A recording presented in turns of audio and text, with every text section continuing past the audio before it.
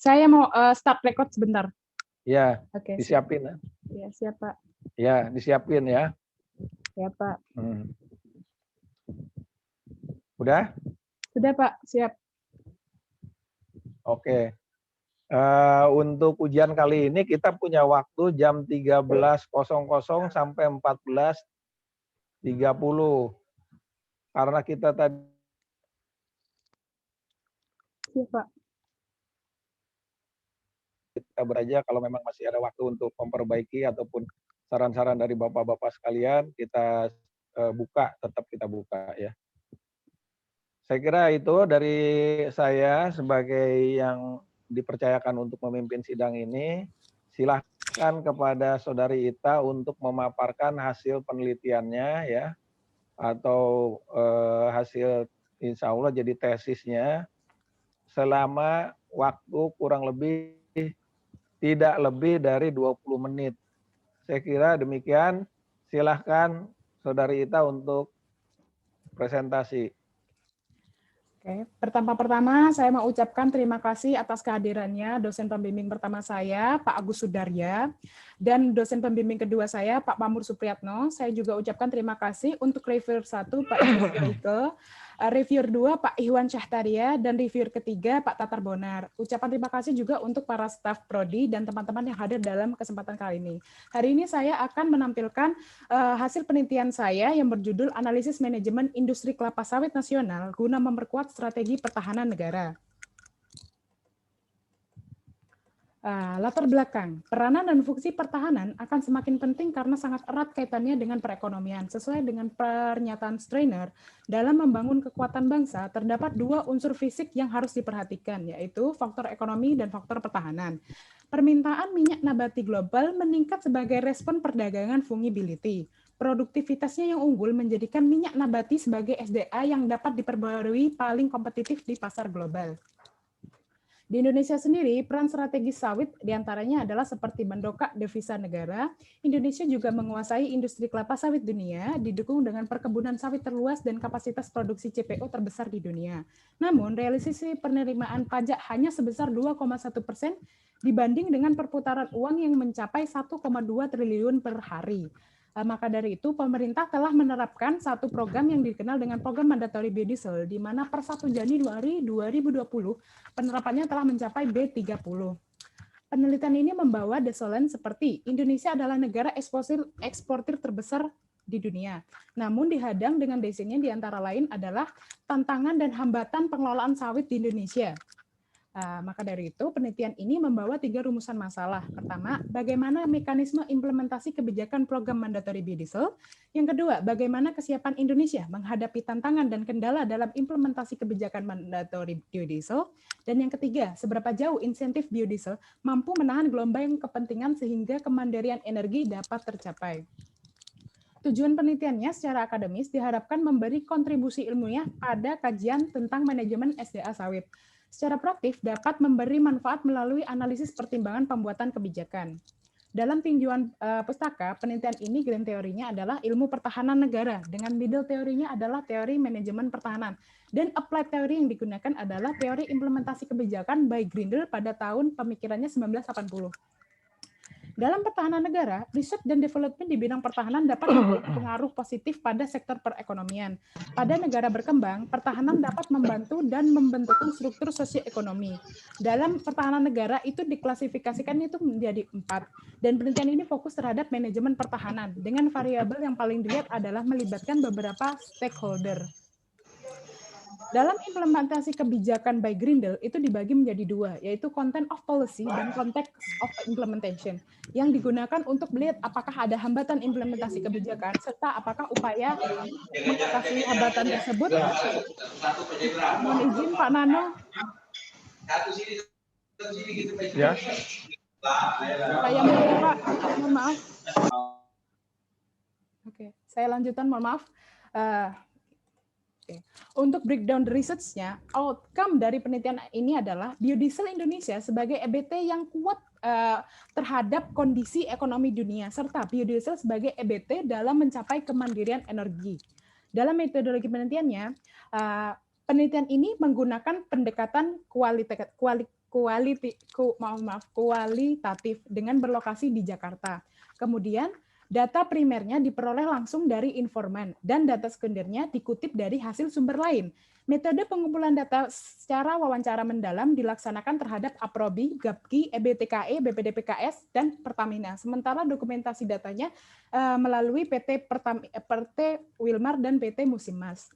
Sementara untuk metode analisis datanya itu menggunakan reduksi data, penyajian data, dan penarikan kesimpulan. Validasi data dalam penelitian ini menggunakan teknik triangulasi data. Dalam analisis gambaran umum objek penelitian, seperti yang saya sudah sebutkan sebelumnya, sawit Indonesia itu cukup memberi banyak kontribusi terhadap negara, seperti bisa dilihat dari nilai manfaat program mandatory biodiesel, di mana volume yang digunakan tahun per tahun itu selalu meningkat. Di tahun 2020 mencapai 165,24 barrel per hari. Penghematan devisa mencapai 63,39 triliun, dengan peningkatan nilai tambah mencapai 13,83 triliun, dan mempertahankan tenaga kerja on farm sebanyak 1,2 juta orang, serta pengurangan emisi gas rumah kaca mencapai setara 52,10 bus kecil. Pelaksanaan mandatory biodiesel sendiri juga masih dihadang oleh dua isu, yaitu isu hulu yang fokus terhadap konteks sustainability dengan fokus pembahasan antara lain ada kesejahteraan, ekonomi, dan lingkungan. Sementara isu hilir datang dari dunia internasional seperti dihadang RED, Truth in Labeling Bill, Notice of Data Availability, dan bea masuk anti-dumping. Sebagai respon, pemerintah menerbitkan yang disebut dengan ISPO dan CSPO untuk memperkuat landasannya. Turunan CPO sendiri sangat bervariasi, maka dari itu semakin dapat dimanfaatkan produk turunan tersebut, nilai tambahnya semakin tinggi. Namun, Indonesia baru memproduksi sekitar 47 jenis, sementara Malaysia sudah memproduksi lebih dari 120 jenis turunan CPO. Produksivitas biodiesel sendiri sejak 2009, penyerapan produksi minyak sawit nasional masih tinggi disalurkan di dalam negeri. Ternyata target kewajiban belum terpenuhi karena pasar BBM dalam negeri belum menarik minat para pengusaha. Kondisi terkini industri biodiesel, realitas yang terjadi di lapangan, ternyata pengusaha tidak serta-merta memilih CPO untuk digunakan sebagai bahan baku komoditas biodiesel, namun ada kepentingan lain seperti menarikkan CPO saja untuk diekspor saja. Maka melalui Permen ESDM nomor 12 tahun 2015 menjadi dasaran kuat pemerintah untuk mewajibkan mandatori pemenuhan kebutuhan dalam negeri terlebih dahulu. Satu dekade produksi biodiesel, seperti yang saya sebutkan, selalu meningkat tiap tahunnya, kecuali di tahun 2015, di mana jatuh akibat adanya penghentian subsidi yang dananya diambil dari APBN. Sementara itu, produktivitasnya juga terdapat jarak yang cukup besar antara kapasitas produksi biodiesel dengan kapasitas terpasang. Kendati demikian, utilitasnya masih cukup baik. Sementara itu, penelitian dari Triase per tahun 2020 ternyata ada dominasi aktivitas pengolahan sawit di Indonesia. Hal ini meyakinkan bahwa ternyata adanya satu kendala dalam satu tahapan aktivitas tidak akan berpengaruh banyak. Namun adanya dukungan dalam satu tahapan aktivitas, maka keseluruhan aktivitas pengusahaan bisa mendapat keuntungannya. Dalam isi penelitian, seperti yang saya sebutkan, implementasi mandatory biodiesel ini berdasarkan Permen ESDM nomor 12 tahun 2015, di mana pada waktu itu masih khusus untuk sektor PSPO. Namun, pada 1 September 2018, berdasarkan instruksi Presiden, mandatory B20 diwajibkan untuk diterapkan di semua sektor. Sejak saat itu, industri biodiesel tumbuh secara pesat. Berikut adalah perjalanan biodiesel Indonesia. Kebijakan ini juga melahirkan satu lembaga mandiri yang dikenal dengan BPDPKS berdasarkan Permenkeu nomor 113 PMK nomor 1 2015 per 11 Juni 2015, di mana BPDPKS sebagai pelaksana amanat bertugas untuk menghimpun dana perkebunan sawit guna mendukung kinerja sawit. Proses ini kemudian dikenal dengan CPO Supporting Fund. Berikut adalah struktur organisasi dari BPDPKS. Di sini dapat dilihat bahwa ternyata BPDPKS masih di bawah naungan oleh beberapa lembaga dan kementerian. Mekanisme perhitungan biodiesel sendiri ternyata tidak bisa menghilangkan subsidi solar, dimulai dari neraca CPO, kemudian digunakan untuk memproduksi FAME dan kemudian dicampur dengan minyak solar yang kemudian dikenal dengan neraca biodiesel. Untuk insentifnya sendiri, itu diserahkan setelah produsen menyelesaikan pengadaan biodiesel dan telah diterima di tiap-tiap titik serah. BPDPKS sendiri juga menyerahkan dana insentif paling lambat 1 bulan setelah verifikasi pada Badan Usaha BBN. BBN juga wajib melaporkan volume yang telah disalurkan kepada Dirjen EBTKE dan Dirjen Bisnis secara bulanan. Hal ini mekanismenya bisa dilihat di gambar titik pojok kiri bawah. Dari grafik ini dapat dipahami, ternyata HIP CPO itu hampir selalu lebih tinggi dari HIP solar. Namun BPDPKS pernah tidak menyalurkan insentif pada pertengahan 2018. Kendati demikian juga bisa dilihat dari akhir 2019 hingga saat ini, harga minyak fosil jatuh, menyebabkan gap antara harga minyak fosil dan CPO semakin lebar dan mengganggu cash flow dari BPDPKS. Oke.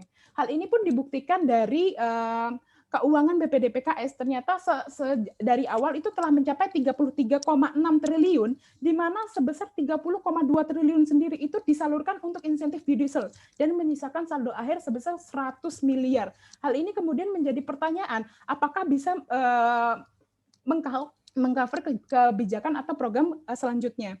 Maka dari itu, perlulah untuk melihat roadmap dari mandatory biodiesel ini sendiri. Ternyata hingga saat ini belum ada roadmap pasti dari kebijakan ini. Sudah saya pastikan di beberapa narasumber, cuman saya membuat roadmap berdasarkan jawaban mereka gitu. Dan ternyata cukup banyak prediksi terhadap agresivitas mandatory biodiesel Indonesia, serta terdapat anomali. Produksi minyak solar di Indonesia itu mengalami kelebihan jumlah yang dibutuhkan untuk konsumsi beberapa tahun terakhir. Namun Indonesia tetap mengimpor minyak solar dengan volume hampir mencapai 464.000 barrel per hari, seperti data BPS di kanan atas. Indonesia ternyata juga harus menghadapi layangan gugatan anti-dumping dari Uni Eropa dan dari Amerika. Padahal Indonesia pernah menang 2 kali atas gugatan tersebut kepada WTO. Indonesia juga harus menghadapi RED yang memasukkan sawit sebagai EBT indirect land use atau berbahaya bagi lingkungan. Indonesia juga harus menghadapi adanya proyeksi dari OECD FAO, di mana terjadi proyeksi penurunan penggunaan biofuels, diantaranya biodiesel, hingga akhir 2029. Sementara untuk tantangan teknisnya itu dibagi menjadi 5 kelompok. Di antara lain adalah infrastruktur, seperti diperlukannya penambahan tangki penyimpanan maupun tangki penerimaan dari BU-BBM. Kualitas, logistik, seperti banyak ternyata kapal-kapal pengangkut biodiesel sebenarnya FAME untuk penyerahan untuk dijadikan biodiesel itu mengalami hambatan, demand, dan insentif seperti yang saya sebutkan tadi yang paling besar mengalami kendala secara teknis. Maka dari itu, apakah ternyata insentif biodiesel ini mampu untuk mewujudkan kemandirian energi? Ternyata ada kekhawatiran jika insentif ini tidak dapat berlangsung selamanya. Kemudian pungutan ekspor sawit bersifat tidak pasti tiap tahapan pungutannya. Kedua, kebijakan mandatory biodiesel dan target peningkatan blending ke depannya. Dan jika saldo CPO beralih dari ekspor ke produksi biodiesel, maka penerimaan BPDKS dapat berkurang sehingga alokasi insentif menjadi terancam. Hal ini pun dibuktikan ternyata hingga pada saat ini gap harga antara minyak solar dan CPO itu mencapai 5,34% dan akhirnya BPDPKS pada tahun ini mengalami defisit sebesar 3,54 triliun. Menanggapi hal itu, pemerintah akhirnya menyuntikkan dana APBDN melalui kebijakan PEN sebesar 2,78 triliun. Maka dari itu, Indonesia ternyata masih cukup mendapat pengaruh besar dari situasi ekonomi internasional dan belum mampu menjadi price leader untuk komoditas sawit dan turunannya, serta ternyata belum mampu menggantikan subsidi solar. Analisisnya sesuai dengan teori yang saya gunakan, implementasi kebijakan by Green Deal itu dibagi menjadi 2, yaitu content of policy atau isi dan muatan dari kebijakan itu sendiri, di mana analisis interest affected-nya dalam implementasi kebijakan ini ternyata usaha yang dikeluarkan itu lebih besar dan justru membebani keberlanjutan program itu sendiri. Kemudian, kebijakan insentif memberi produsen biodiesel keuntungan dengan membentuk situasi surplus produksi lebih tinggi dibandingkan surplus konsumen. Skema konsumsi biodiesel ternyata kembali ke pemerintah, di mana hal ini juga memberatkan pelaku ekspor sawit karena mendapat kewajiban pungutan. Sementara tidak semua eksportir mendapatkan insentif karena tidak memiliki kapabilitas untuk memproduksi biodiesel. Hal ini sesuai dengan pernyataan Fung tahun 2020 bahwa ternyata individu harus dapat mempengaruhi keputusan yang mempengaruhi mereka.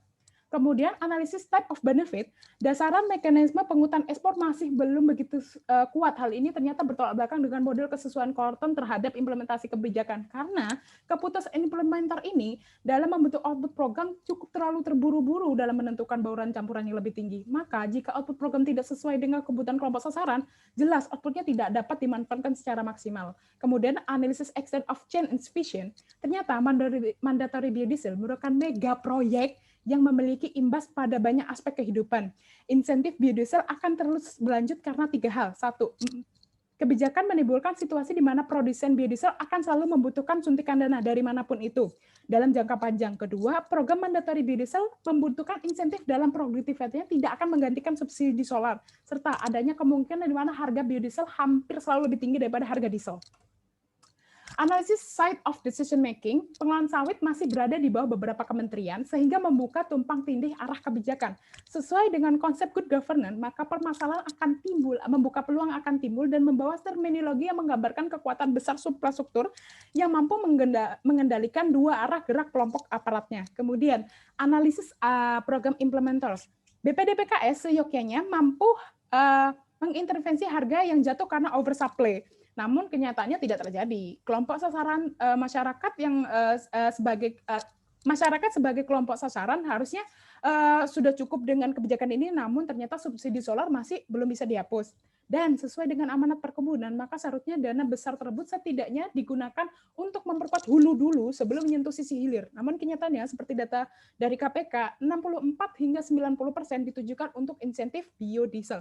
Dan yang terakhir adalah konteks of implementation atau lingkungan kebijakan. Dalam analisis powernya, ternyata pemerintah telah mencoba menggunakan kekuasaannya dengan menerbitkan mandatory biodiesel. Dalam analisis interest, Indonesia berupaya untuk menekan angka laju impor minyak fosil yang mudah terpengaruhi oleh isu-isu internasional. Dan strategisnya adalah menggunakan keuntungan Indonesia sebagai negara produsen dan supplier CPO terbesar di dunia, serta menempatkan Pertamina dan AKR sebagai pembeli utama biodiesel dalam kebijakan ini. Dalam analisis institution dan regime karakteristik, ternyata implementasi mandatory biodiesel masuk dalam kategori cukup agresif, serta memerlukan CPO dalam jumlah yang besar untuk semua industri hilir. Kemudian membuka peluang ekspansi lahan dan terjadinya alih fungsi lahan sehingga mendorong pentingnya mendorong peningkatan emisi gas rumah kaca. Serta pungutan dana ekspor CPO ternyata belum sepenuhnya menjamin meningkat untuk digunakan kebijakan selanjutnya. Dan terakhir, analisis compliance dan responsiveness ternyata dilihat dari kesesuaian tupoksi DMSI, sebenarnya Indonesia sudah bisa dilihat kemana saja arah kebijakan penggunaan besar sawit itu. Namun yang jelas hanya sektor biodiesel yang mendapat pengaruh besarnya gitu. Dan EBT Indonesia ternyata masih belum mampu terwujud untuk tahan terhadap isu-isu ekonomi dunia, sehingga sampai saat ini Indonesia harus patuh atau tunduk pada kondisi dan permintaan global. Untuk kesimpulannya, ternyata implementasi mandatory biodiesel telah sesuai dengan aturan Permen SDM nomor 12 tahun 2015. Dilihat dari side of decision making, pengelolaan sawit masih berada di bawah beberapa kementerian sehingga menimbulkan tumbang tindih arah kebijakan. Sesuai dengan konsep good governance akan timbul terminologi kekuatan besar atau suprastruktur karena ada dominasi kekuatan kapital untuk mengeksploitasi sumber daya. Yang kedua, biodiesel Indonesia masih harus menghadapi rate 2 dan proyeksi penurunan penggunaan biodiesel dunia serta kebijakan oleh AS. Dilihat dari action of change efficient, maka insentif mungkin tidak akan berhenti sejauh dengan masih dikembangkannya biodiesel. Sesuai dengan pemandangan Korten, keputusan organisasi untuk membuat output program terlalu terburu-buru sehingga outputnya tidak dapat dimanfaatkan secara maksimal. Dan terakhir, ternyata kemandirian energi melalui program mandatory biodiesel masih belum dapat tercapai. Dilihat dari program implementers, BPDKS sebagai BLU masih belum mampu mengintervensi harga yang jatuh karena oversupply, dan sementara dari sisi resource and committed, kapasitas alokasi dana BPDKS masih cukup lemah meski telah diupayakan bersifat infinity, serta tidak mampu mengcover aktivitas hulu. Maaf. Untuk saran teoritisnya, diperlukan aturan yang bersifat lintas sektoral atau departemen yang terintegrasi dan pengendalian yang ketat dalam implementasinya, serta adanya kebijakan jangka panjang yang komprehensif dan diimplementasikan secara konsisten. Serta saran praktiknya, ternyata pemerintah perlu menentukan fokus unggulan kebijakan energi, karena hingga detik ini Indonesia fokus terhadap biodiesel, DME atau batu bara, dan juga penggunaan listrik. Kedua, butuh penyediaan insentif ekonomi yang lebih luas lagi bagi penggunaan biodiesel secara nasional. Serta yang terakhir, pengembangan biofuel memerlukan roadmap yang jelas dan terintegrasi dari upstream hingga downstream. Terakhir dari saya, bela negara, bela sawit Indonesia. Terima kasih.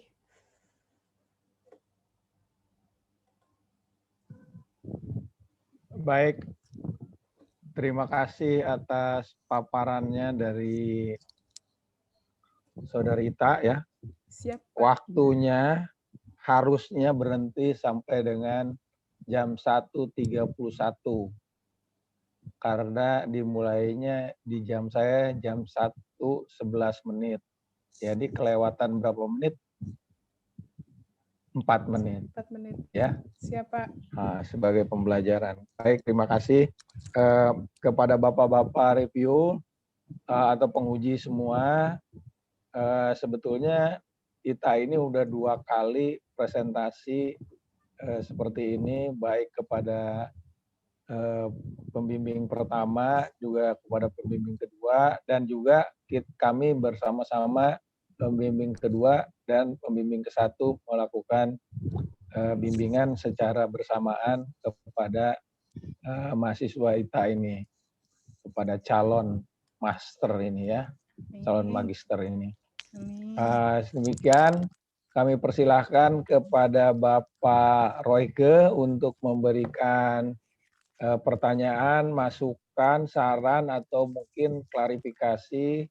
Kami persilahkan waktunya. Silahkan Pak Royke. Selamat siang.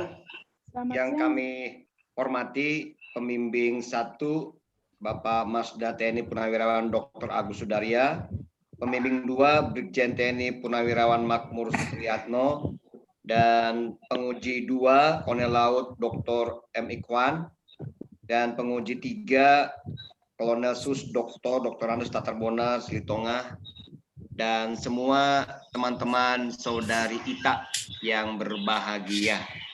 Pertama-tama kami ucapkan selamat dan sukses sudah bisa maju di dalam ujian tesis di hari ini. Selamat ya untuk saudari ITA. Oke, suara saya dapat didengar, mohon izin sebelum saya lanjutkan. Jelas, Pak. Bagus. Baik. Mohon izin. Siap. Terima kasih Pak Pembimbing.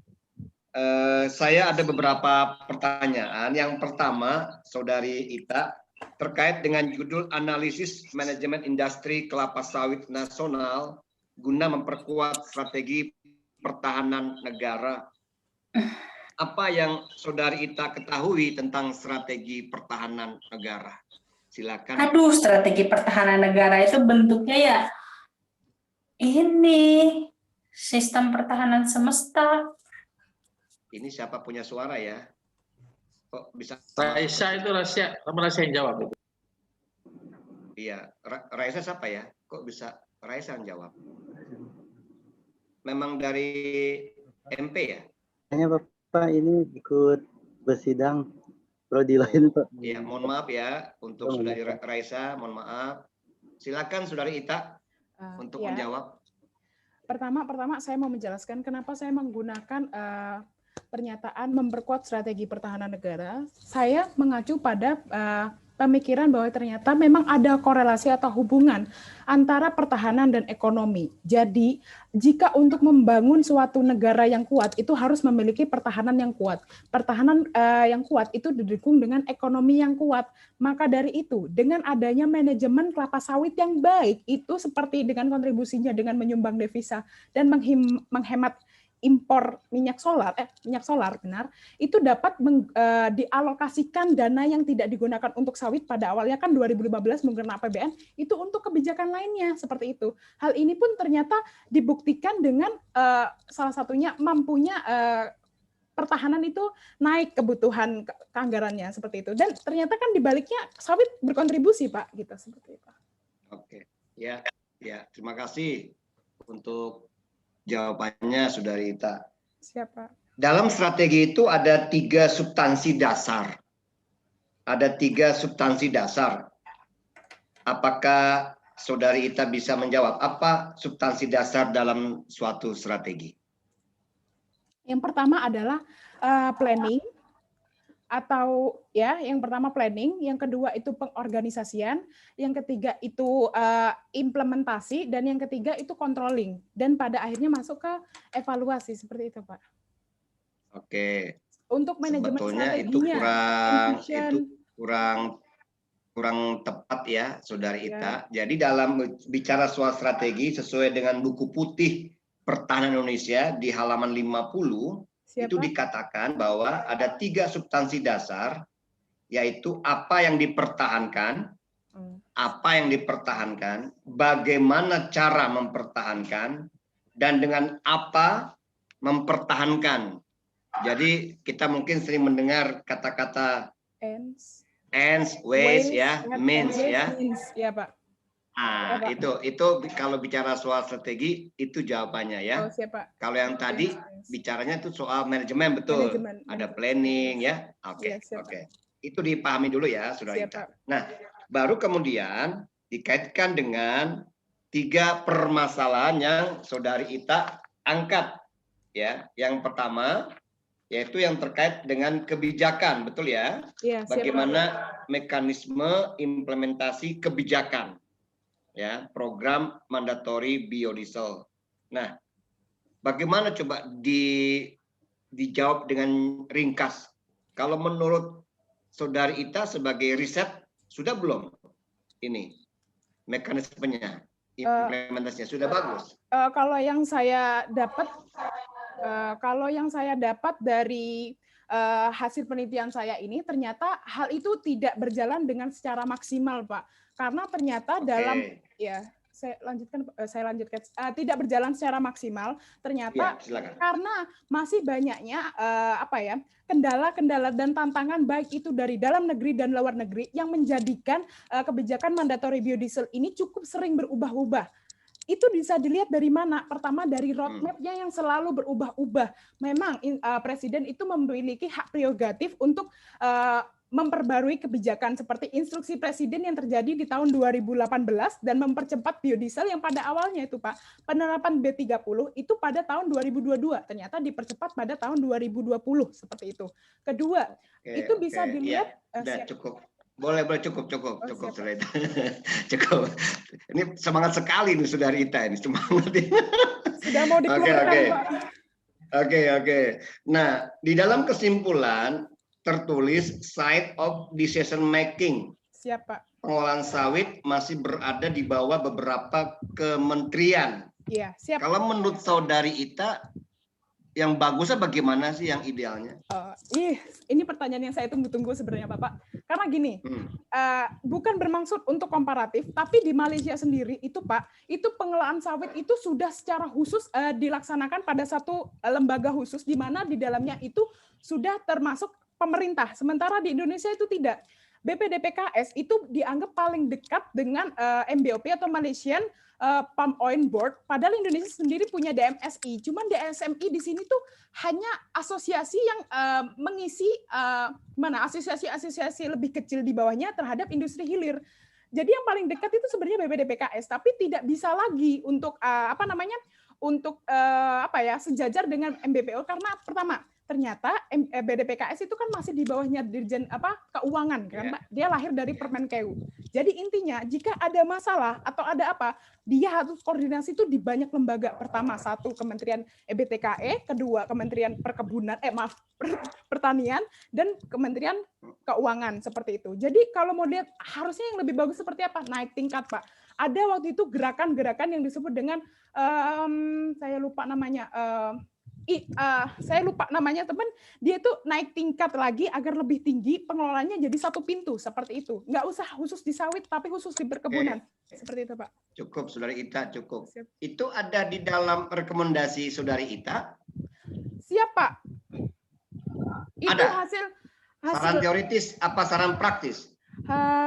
Udah dimasukin belum? Mungkin lebih masuk ke teoritis ya, Pak, karena kan bersifat lintas sektoral itu, Pak. Di sini baru ada pengembangan biofuel, kebijakan jangka panjang yang komprehensif. Nah, ini harusnya di sini dipertegas. Oh, siapa? Ya. Siapa? Di poin 2 tuh loh. Komprehensif dan diimplementasikan. Mungkin di situ nanti tolong diperbaiki. Siap, Pak. Siap. Sarannya Mbak Ita masukin di situ sehingga nanti ada nilai plus. Siap, ya. Pak. Oke. Lanjut. Yang berikutnya, saya belum melihat tadi riset reviewnya. Jadi di mana posisinya risetnya Saudari Ita nih dengan orang lain punya?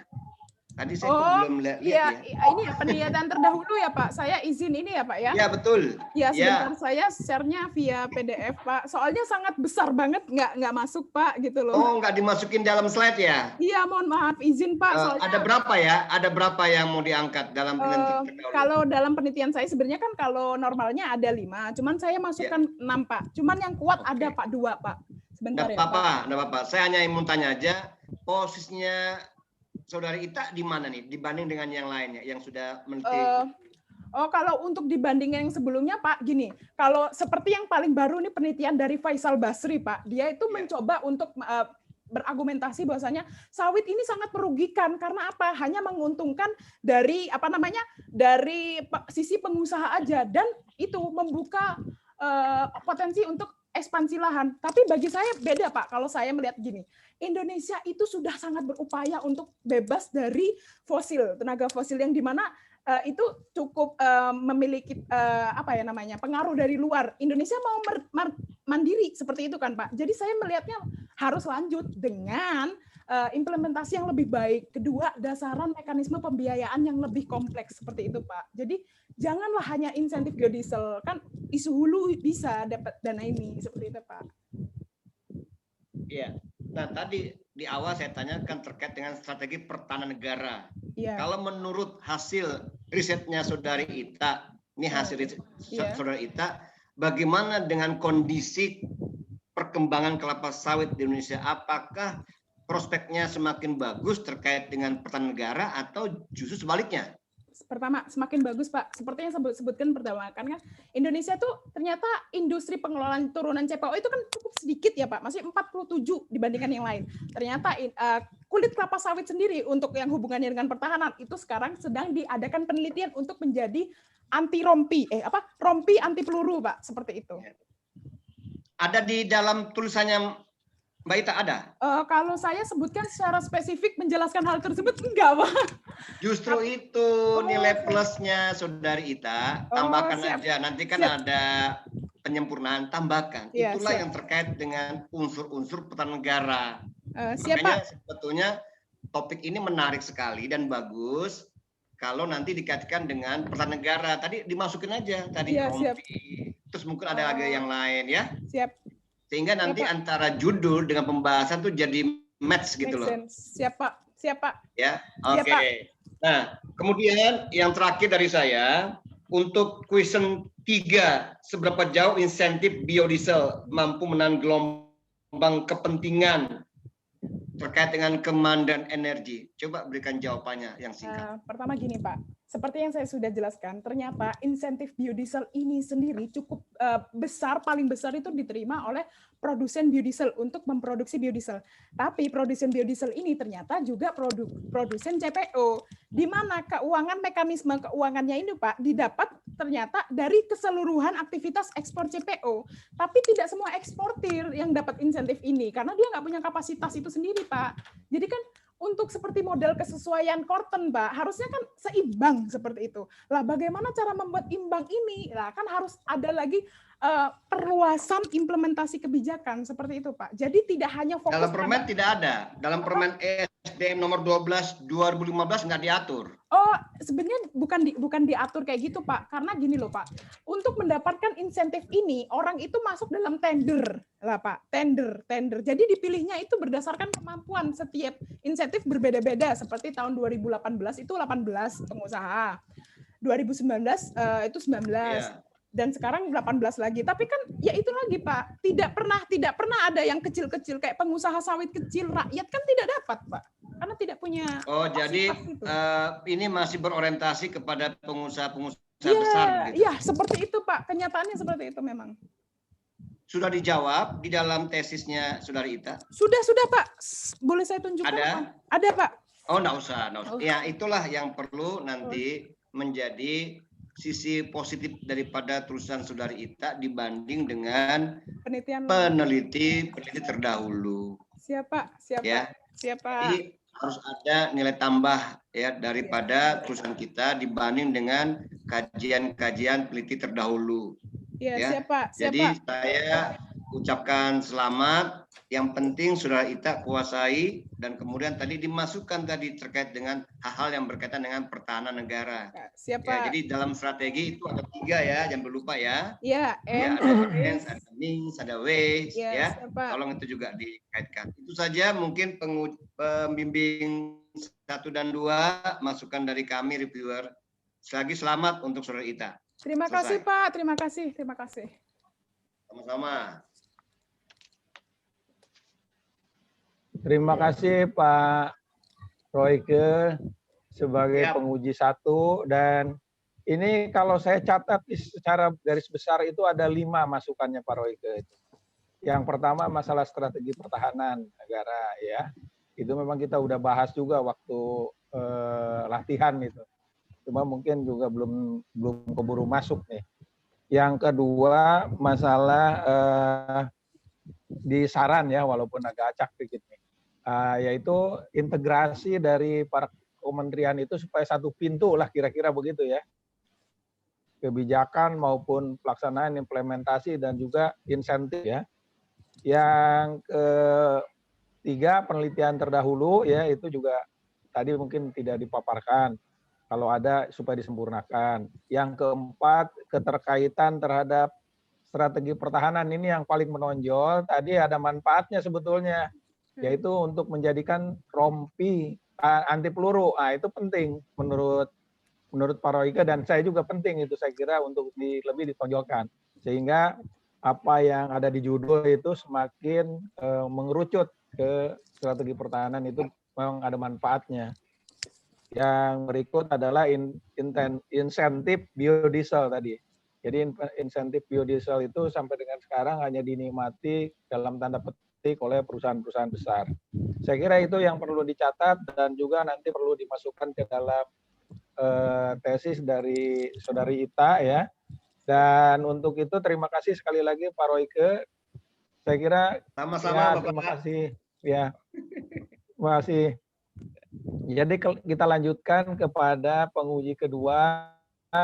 Silahkan Pak Dr. Ihwan untuk memberikan masukan, pertanyaan ataupun apa-apa yang diperlukan untuk penyempurnaan dari tesis ini. Kami persilahkan Pak Ihwan. Siap, terima kasih. Assalamualaikum warahmatullahi wabarakatuh. Waalaikumsalam warahmatullahi wabarakatuh. Selamat siang, salam sejahtera buat kita semua. Selamat siang. Yang saya hormati tentunya para pembimbing, Pak Agus Sudarya dan Pak Muhammad Supriyanto atau Pak Nano. Kemudian penguji 1 Pak Royke dan penguji 3 Pak Tatar Bonar. Serta kandidat ini ya, kandidat master kita Himatul Aliyah ya. Saya sejak saya menerima naskah, kemudian juga saya menerima bahan paparan, cukup salut, artinya cukup komprehensif. Saya kira ini sudah layak sekali sebagai tesis. Namun demikian juga saya melihat ada beberapa memang yang menjadi koreksi-koreksi. Kalau koreksi redaksi nanti bisa mungkin saya serahkan ke Pak Denny yang redaksional. Jadi ada beberapa salah tulis ya. Hanya mungkin di judul untuk yang dipaparkan sudah betul, tetapi di naskah yang saya terima itu masih ada kekeliruan ya. Contohnya misalnya menulis strategis itu jadi strategis ya. Di naskah itu.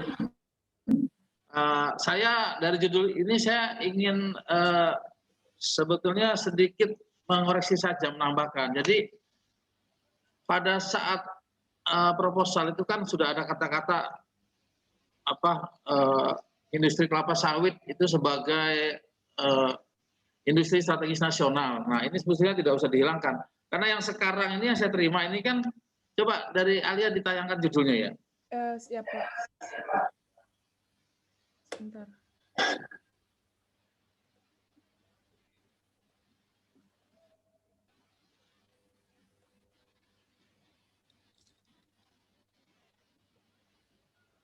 Nah ini kan strategi ya, strategi ya, kecil-kecil tapi cukup mengganggu gitu ya prinsip.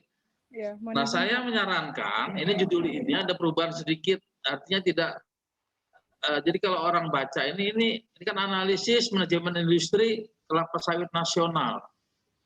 guna memperkuat strategi pertahanan negara. Jadi mungkin itu di belakang kata sawit itu tetap dicantumkan saja sebagai industri strategis. Jadi analisis manajemen industri, ya industri kelapa sawit sebagai industri strategis. Nah, ke belakangnya tetap ya.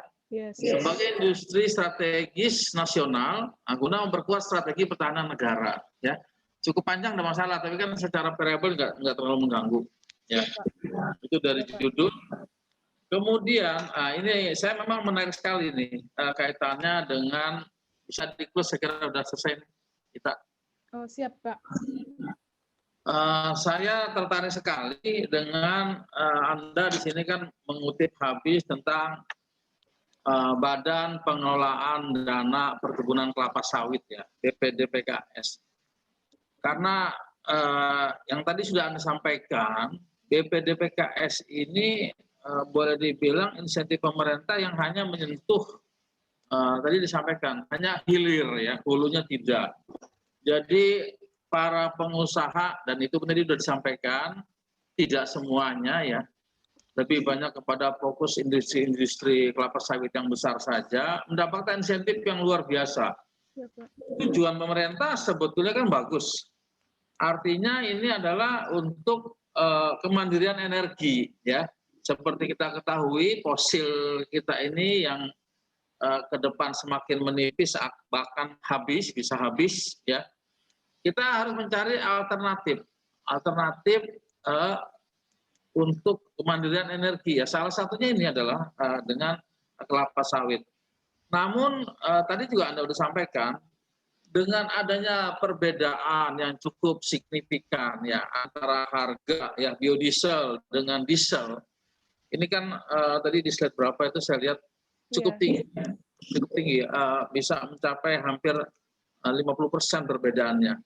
Kemudian juga dari kualitas, kemudian dari mesin-mesin dari transportasi kita yang belum begitu sesuai dengan biodiesel ini, sehingga akhirnya terjadi over capacity, over supply, ya kan?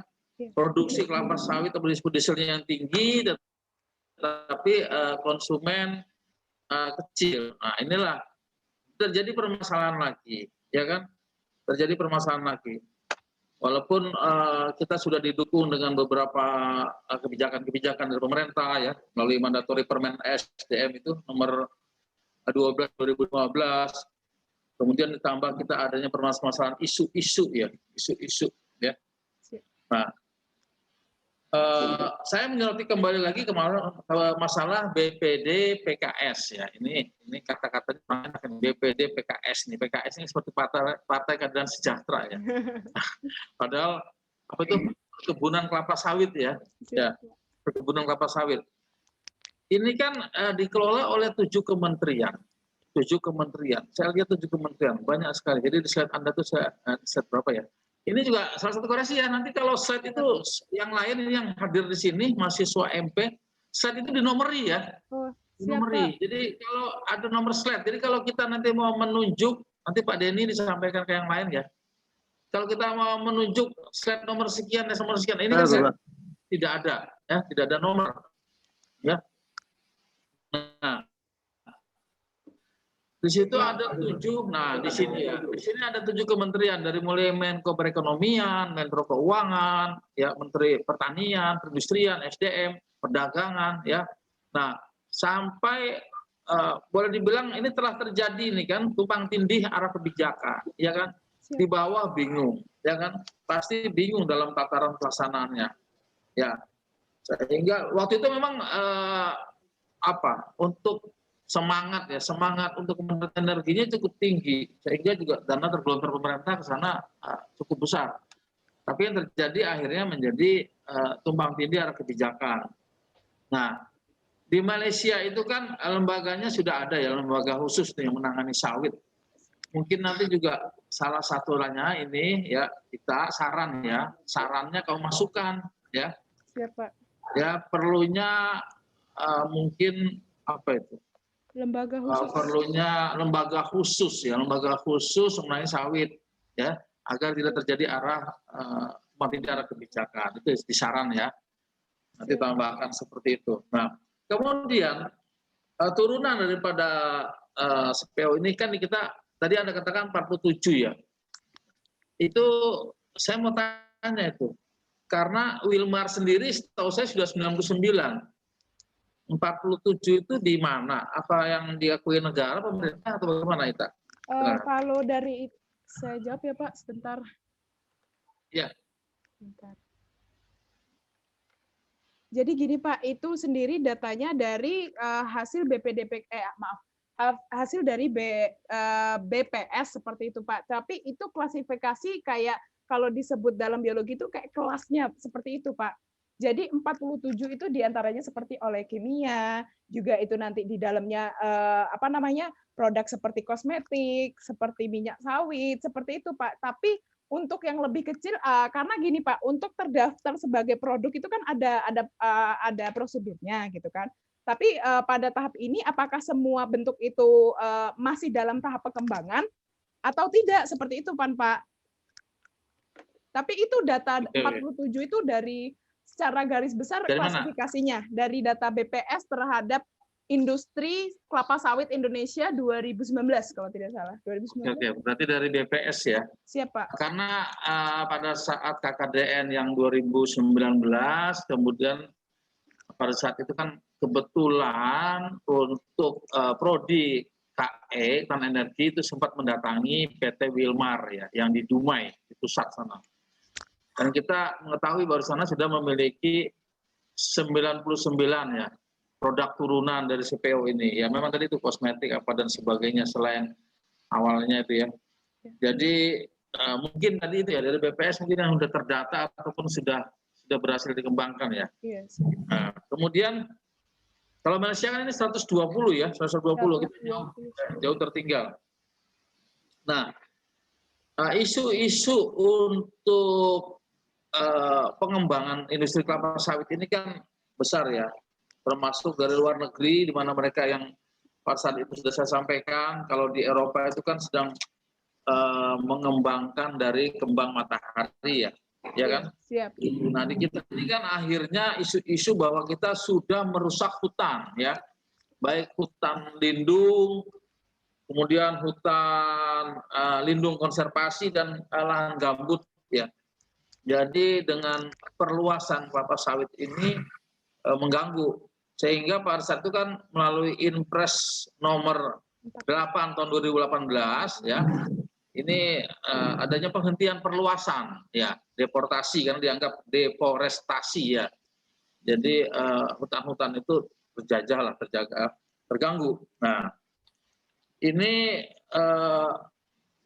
mungkin nanti juga sedikit disinggung lagi di latar belakang Anda ya terkait dengan hal itu karena saya lihat belum ada itu sentuhan terhadap deforestasi ya karena itu kan menjadi isu yang akhirnya kita menyetop dulu nih perluasan ya. Nah bagaimana BPDPKS nanti akan makin berkembang kalau sementara kita sudah dilakukan stop sejak 2018 itu. Nah kemudian yang menyangkut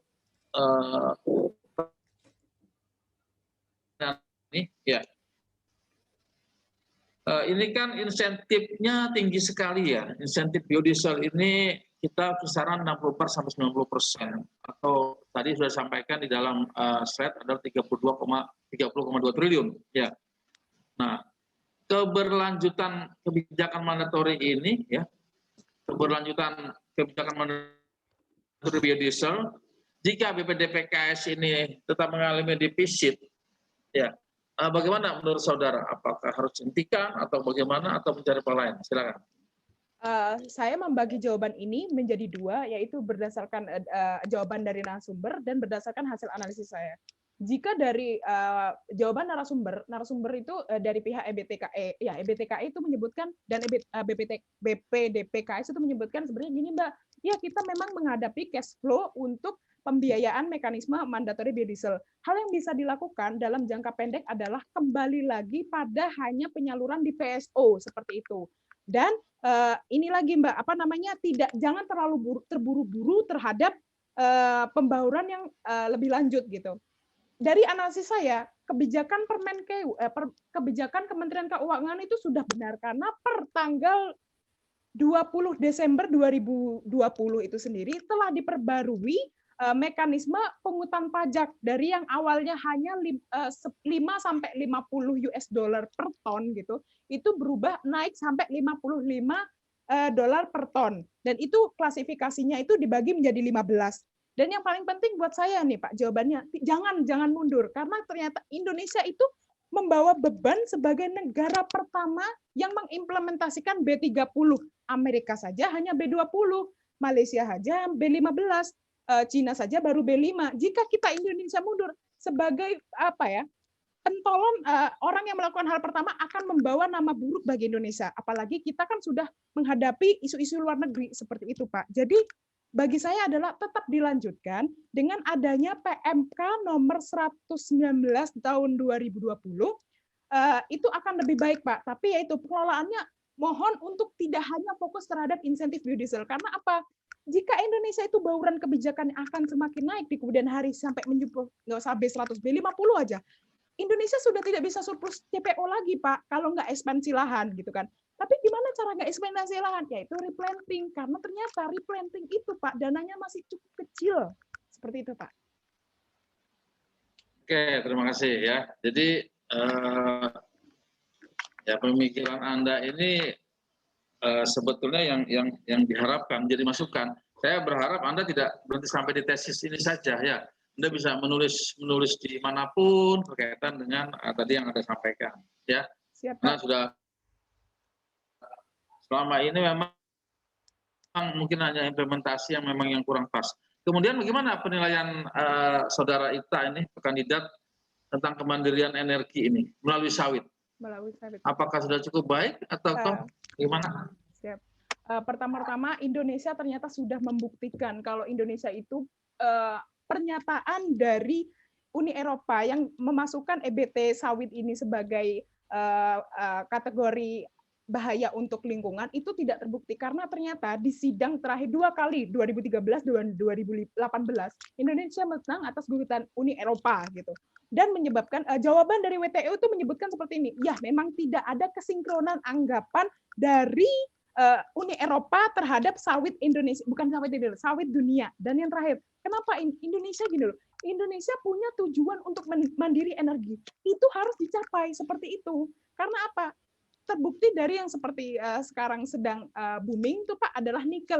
Indonesia nggak mau ekspor. Tidak ada yang bisa menghentikan kebijakan Indonesia untuk tidak mengekspor.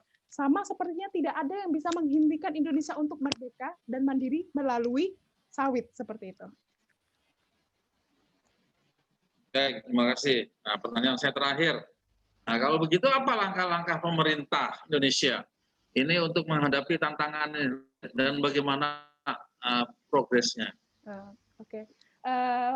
Kalau yang saya lihat pertama langkah-langkah dari Indonesia sendiri adalah memang Indonesia harus jadi gini Pak, biodiesel Indonesia itu untuk tidak untuk memajukan energi Indonesia itu harus alokasinya memang benar untuk kebutuhan dalam negeri dulu seperti itu. Jika ada kelebihan untuk diekspor gitu. Cuman kalau ekspor ini ditolak, hal apa yang bisa dilakukan adalah mencari pasar baru seperti itu akhirnya. Pada akhirnya Indonesia menemukan pasar baru seperti Cina, seperti daerah-daerah Asia Tengah seperti itu dan pada waktu itu Amerika sebelum akhirnya kena anti dumping. Dan bagaimana prosesnya ke depan adalah satu, Indonesia harus membuktikan bahwa ternyata sawit itu memang bisa digunakan sebagai bahan pengganti gitu, alternatif energi dari fosil seperti itu Pak. Prosesnya sebenarnya cukup baik ditujukan dari mana? ITB itu selalu mengeluarkan jurnal terbaru, ini loh biodiesel untuk mesin ini terbaru, ini loh seperti itu terus. Baik, ini kan menjadi kontradiktif ya. Kalau kita mencari pasar keluar, sementara di kita sendiri ya masyarakat kita, rakyat kita itu enggan memakai biodiesel. Ya, jujur sajalah ya. Saya juga memiliki bahan bakar diesel ya. Tetapi saya juga enggan karena banyak keluhan begini-begini. Begitupun alutsista kita ya, kapal contohnya, kapal atau kapal perang KRI, itu kan juga sama. Ada beberapa yang dipersiapkan dengan menggunakan biodiesel, tetapi wah ternyata banyak seratnya, begini begitu banyak kendala. Nah, kalau Anda tadi kita mencari pasar, ternyata di kita sendiri, kita juga di TNI saja kita ya bahasa kasarnya harus dengan perintah gitu ya. Akhirnya TNI Angkatan Laut ada beberapa kapal yang memang menggunakan biodiesel. Akhirnya, tetapi mungkin nggak sampai 20% ya kan. Nah, sementara kalau mencari pasar tadi yang disampaikan ke luar, mencari pasar, bagaimana? Padahal kita kan nanti beli bukan B30 saja, bahkan kan ya sampai B50. Mungkin nanti kalau semakin sempurna, memang riset-riset ini memang harus terus dikerjakan. Bagaimana? Anda tadi kan kontradiktif tuh. Itu dia Pak. Jadi saya kembali lagi pada persoalan gini, bagaimana kita bisa merdeka mandiri dengan mandiri energi melalui sawit adalah dengan memperbaiki dulu, kan di situ disebutkan adanya gangguan-gangguan teknis, hambatan-hambatan teknis terhadap implementasi mandatory biodiesel, itu yang dibagi menjadi 5 hal subbab itu Pak. Jadi kalau bagi saya adalah memang Indonesia itu harus diiringi dengan perkembangan secara teknis dan teknologi untuk memperbaiki biodiesel itu sendiri. Karena pada dasarnya, alhamdulillah pada tahapan ini, biodiesel Indonesia itu dengan sudah masih tercapai kebutuhan dalam negeri per tahunan, dan Indonesia masih bisa ekspor CPO. Karena pada dasarnya kalau dalam negeri belum tercapai, Indonesia tidak boleh CPO dulu, tidak boleh ekspor CPO dulu. Jadi hal ini bisa berjalan bersamaan. Kalau Indonesia udah bagus CPO-nya dalam negeri, sudah diakui, kan bisa digunakan CPO maupun biodiesel di luar negeri. Seperti itu, Pak. Baik, ya terima kasih Saudara Ita ya, saya kira cukup lugas, dan ini tadi seperti saya sampaikan, tulisan Anda ini mohon tidak berhenti sampai di tesis, bisa dimasukkan mungkin ya ke jurnal-jurnal nasional maupun internasional. Yang terakhir dari saya, nanti tolong dilihat lagi kesesuaian antara rumusan masalah yang Anda buat ya dengan kesimpulan, itu saja ya. Rumusan masalah dengan kesimpulan ya, karena saya melihat hanya mungkin perlu polesan saja nanti Anda menghadapi pembimbing. Demikian, terima kasih dari saya. Mohon izin Ketua Sidang saya kembalikan. Selamat siang. Selamat siang. Terima kasih Pak Dr. Iwan atas masukannya. Di sini saya sudah catat beberapa hal yang penting untuk menjadi perhatian Saudari Ita ya. Yang pertama, misalnya yang saya catat ini, di sini itu masalah kemandirian. Yang kedua, masalah judul tadi. Jadi ada saran dari Pak Dr. Iwan atau penguji tadi untuk dikembalikan ke industri strategis kelapa sawit. Saya kalau nggak salah saya begitu. Jadi nanti kita sampaikan kepada pembimbing 1 ya untuk dipertimbangkan apakah kita kembalikan kepada judul yang disampaikan tadi atau yang dulu atau tetap dengan judul ini. Yang berikut adalah tadi pembahasan karena banyaknya kementerian yang menangani seolah-olah yang terkait ya atau menangani industri kelapa sawit ini, dan juga kelihatannya BPKS ya. Siap. DPD PKS, ada PKS-nya itu yang nggak enak tadi Pak Iwan bilang. Jadi itu diperlukan adanya suatu lembaga yang memang dia mempunyai otoritas yang lebih tinggi dibandingkan sekarang. Yang berikut tentang data itu jumlah dari industri kelapa sawit tadi kalau nggak salah ya, itu datanya dari BPS. Coba kalau bisa nanti dilihat lagi, dicek lagi ya dengan data-data yang ada. Kalau memang sudah menjadi jumlahnya sekian ya berarti betul. Yang berikut tentang deforestasi tadi. Deforestasi itu pengurangan lahan hutan ya menjadi untuk kepentingan lain, dalam hal ini adalah untuk perkebunan kelapa sawit. Nah, itu belum dibahas di latar belakang supaya disampaikan ya. Yang berikut adalah bagaimana langkah-langkah ya atau kebijakan pemerintah untuk selanjutnya. Tadi kalau saya tidak salah, kesimpulan saya adalah yaitu tingkatkan dulu nih kualitas kualitas dari pengolahan biodiesel kita untuk kepentingan di dalam negeri. Karena ternyata di TNI, misalnya tadi dicontohkan di TNI AL itu hanya berapa persen saja yang menggunakan biodiesel buatan lokal ya, atau menggunakan biodiesel. Kalau nggak salah 20%, berarti katanya hanya karena turut perintah aja. Sebetulnya mungkin kurang begitu disukai. Nah ini juga perlu peningkatan kualitas sebelum mencari pasar lain. Jadi pasar lain akan terbuka apabila kualitas dari biodiesel yang kita miliki itu sudah bagus ya kualitasnya. Yang berikut adalah rumusan masalah itu seyogianya tergambarkan pada kesimpulan. Saya kira itu yang bisa saya catat dari masukan-masukan maupun pertanyaan dari Pak Dr. Ikhwan. Terima kasih sekali lagi atas masukan-masukannya ya, sarannya. Dan kita lanjutkan kepada penguji terakhir yaitu Pak Tatar Bonar Silitonga, silakan. Salah ya belakangnya? Nah, izin siap. Betul. Siap. Aduh. Mohon maaf. Baik, terima kasih Pak Nano. Silakan Pak. Ya. Mohon izin yang terhormat Pak Marskal, Pak Agus Sudarya. Demikian juga seluruh hadirin reviewer 1, 2, 3, tentunya Pak Nano sendiri dan tentunya istimewa untuk mahasiswa ITA ya. Saya juga menyampaikan selamat ya. Sudah sampai kepada tahap ini ya, ujian akhir ya. Saya sempat melihat daftar riwayat hidup tadi, ini ternyata sosial politik, berarti mestinya calon anggota DPR. Amin. Tapi barusan paparan kok kayaknya Menteri SDM begini. Sekarang yang mana nih antara dua ini ya? Luar biasa, membuat saya menjadi bangga jadi dosennya ini ya. Jadi paparannya tadi lancar sekali dan tanya jawab juga terkait dengan substansi industri kelapa sawit ini. Mentor Iwan tadi luar biasa, beliau juga kelihatannya calon Menteri SDM juga kelihatannya mentor ya. Baiklah, saya kira kesempatan bagi saya tetap harus ada masukan meskipun sudah sangat bagus ya. Ada berbagai masukan. Yang pertama tadi terakhir mentor saya menyampaikan supaya disinkronkan antara pertanyaan penelitian dengan kesimpulannya. Saya juga sangat setuju dengan itu ya. Jadi kan yang pertama yang ditanyakan seperti apa mekanismenya, mestinya jawabannya jelas mekanismenya itu seperti apa.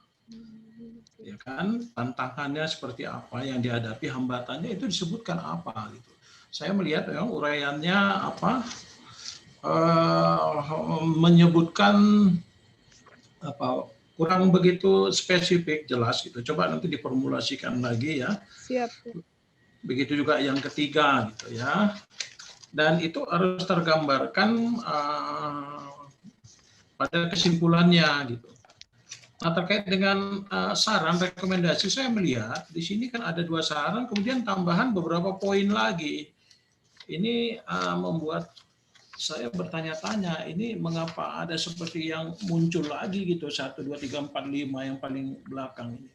Ini rekomendasinya saran praktis ini nomor 1, 2 atau 1, 2 plus 5 menjadi 7. Itu seperti apa? Seperti ada yang tiba-tiba kok muncul lagi gitu ya. Kalau mau dibuat 7 bikin aja poin-poinnya itu sehingga 7 gitu ya. Siap Pak. Dan itu terkait dengan hasil kesimpulannya. Kemudian mungkin nanti akan lompat-lompat enggak apa-apa lah ya. Terkait dengan teknik analisis data pada halaman 33. Di situ mahasiswa membuat gambar data diolah sendiri gitu ya.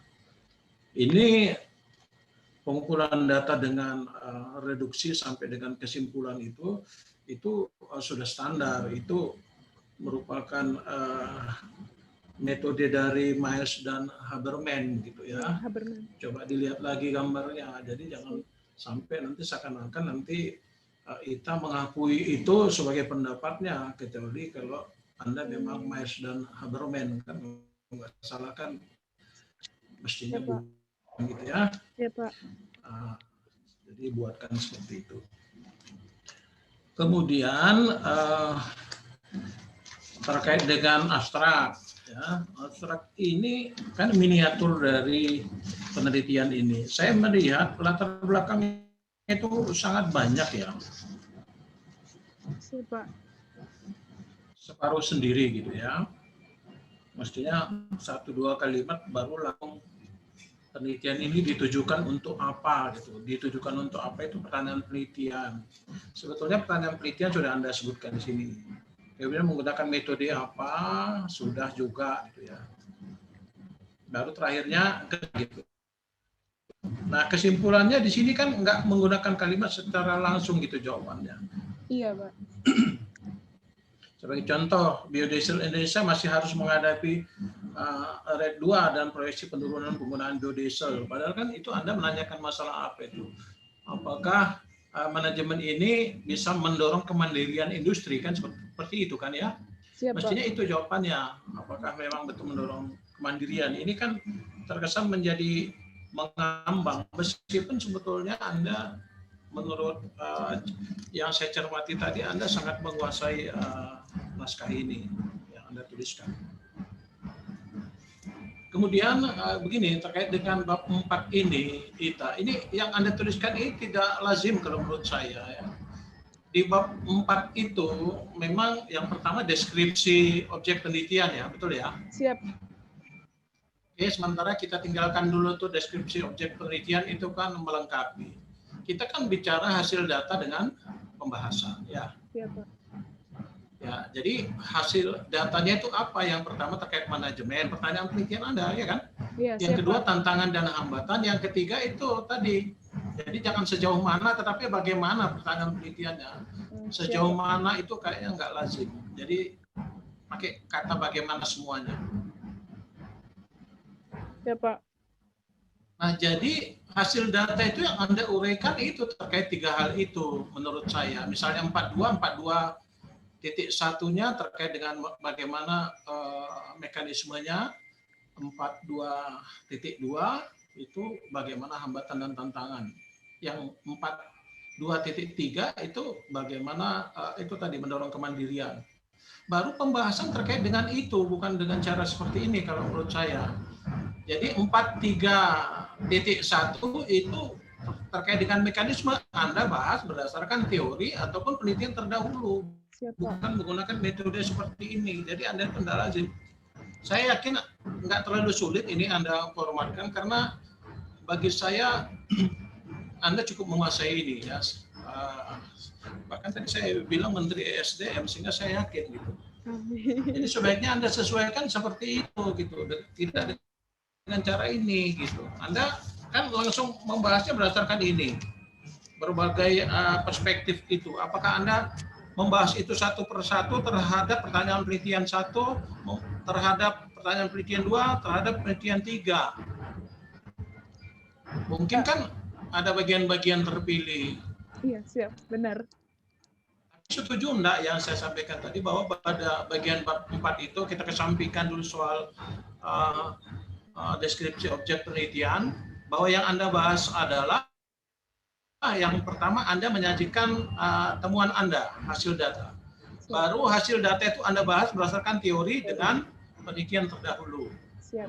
Nah, pertanyaan saya, setuju ya? Setuju atau sangat setuju kira-kira? Kalau saya gini Pak, karena waktu itu saya tidak mau menghilangkan semua variabel dari teori tersebut, makanya saya jelaskan semua. Tapi memang setuju. Di dalam itu tuh ada jawaban 3 pertanyaan tersebut didukung dengan konsep-konsep lain yang seperti itu sih Pak. Jadi kalau bagi saya untuk dengan pernyataan Pak Tatar Bonar akan cukup sesuai dan lebih presisi untuk dimengerti tesis saya itu memang dengan cara Bapak gitu. Ya.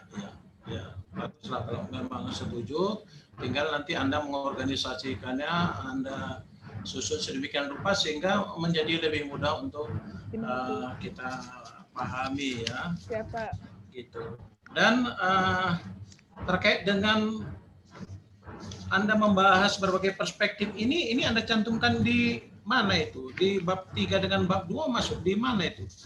Kan Anda menggunakannya itu 4.3 itu Anda kan analisisnya di situ. Itu ada pada bagian mana ya? Ada di pada bagian Mestinya kan ada di bab 2. Iya, siap Pak. Ada di bab 2 teori dari ini Pak. Sebentar saya lihat halaman 16 Pak. Di situ kan kebetulan ini saya print ini. Saya selalu kalau dalam kegiatan pengujian saya print ya.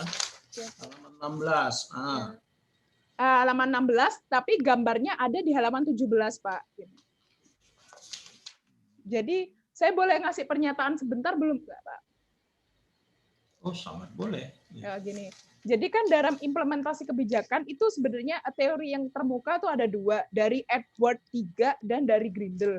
Mengapa saya lebih titik beratnya itu terhadap Grindel bukan Edward 3? Karena implementasi kebijakan ini itu yaitu lagi cukup banyak kementerian yang ikut hadir dalam implementasi ini. Jadi kalau dilihat itu secara ini itu terlalu luas. Jadi saya menggunakan pemikiran dari Grindel di mana dia itu menyatakan tuh dari implementasi kebijakan itu Pak ada 3 fokus sasaran Pak. Yang pertama dari kebijakan itu sendiri Pak, dan yang kedua itu dari implementornya, dan yang ketiga dari kelompok sasaran. Dan ini sangat sesuai untuk dianalisis dari Grindel itu sendiri Pak, gitu Pak. Dengan variabel-variabel yang ditawarkan. Kepentingan. Ya.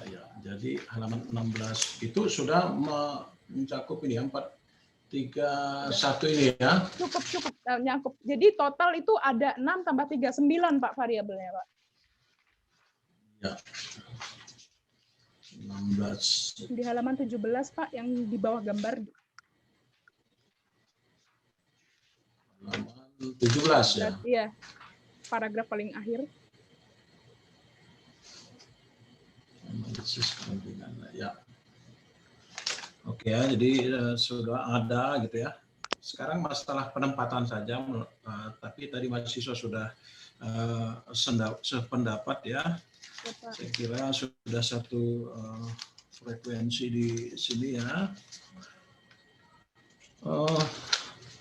Mungkin itu ya berbagai hal, karena menurut saya tadi sudah disinggung oleh reviewer 1 maupun reviewer 2 ya. Menurut saya ini sangat bagus ya.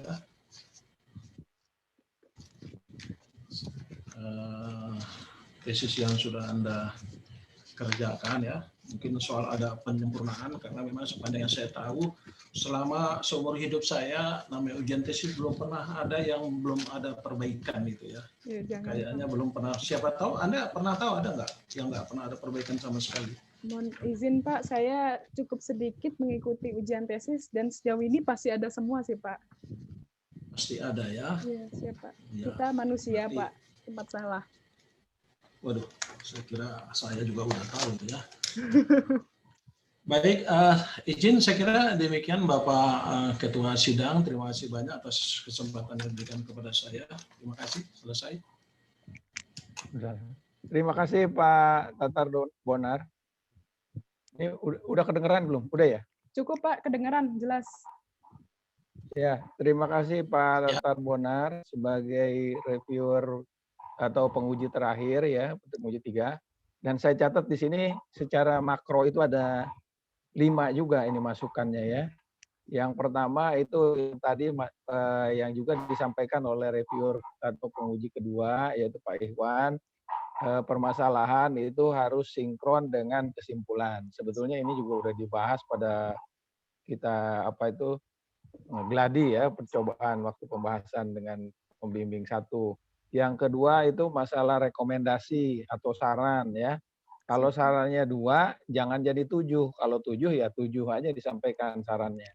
Kalau nggak salah itu yang saya tangkap. Yang ketiga adalah teknik analisis data, yaitu kalau memang menggunakan Maher dan Habermas disampaikan seperti itu.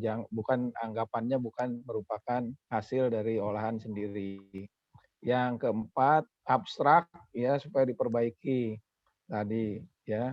Misalnya latar belakang penelitian, tujuan penelitian, metode, dan kesimpulan. Jadi harus clear di situ. Dan yang terakhir adalah masalah bab 4. Bab 4 memang kebanyakan kalau kita nguji ini yang paling lengkap itu deskripsi objek dari penelitian, karena itu paling mudah saya kira ya. Tapi saya kira kita juga udah lumayan juga membahas baik itu hasil datanya yang dihasilkan penelitian ya, dan juga bahasannya udah ada menyangkut dengan menggunakan teori-teori yang sudah dikemukakan di bab 2. Hanya memang ada beberapa yang perlu diperbaiki oleh peneliti, dalam hal ini kita ya, tadi seperti yang disampaikan oleh Pak Tatar Bonar. Terima kasih sekali lagi kepada Pak Tatar